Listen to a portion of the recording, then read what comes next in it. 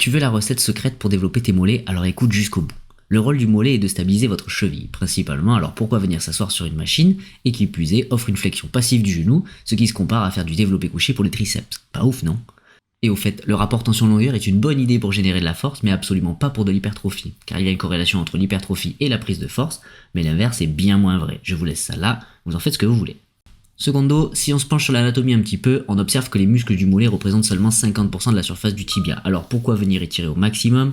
Comportez-vous comme si vous aviez des biceps courts. J'ai fait une vidéo à ce sujet, je vous invite à aller la voir. Pour résumer, faire les mollets assis n'a absolument aucun intérêt, surtout pour développer un muscle qui est déjà prioritaire sur la cheville. J'ai nommé le soléa. Car au vu de ses insertions et de l'action de la cheville qui n'est jamais en flexion complète, il est déjà prioritaire. Et les jumeaux très peu. Et on sait tous qu'un gros mollet, c'est clairement de gros jumeaux. Il serait bien plus intéressant d'utiliser des exercices qui demandent d'être stables, comme toutes les variations de fente, qui sont les meilleurs exercices pour développer vos mollets. Et si vraiment vous êtes en galère, je vous conseille de faire un gros réveil musculaire dessus, sur une presse ou une machine à mollets, directement, et inutile d'aller étirer au maximum. CF, vidéo, biceps court et long, comme on dit précédemment. Si ça vous aide, merci de me laisser un j'aime et un commentaire, ça me fait plaisir et ça m'encourage dans mon travail. Ciao!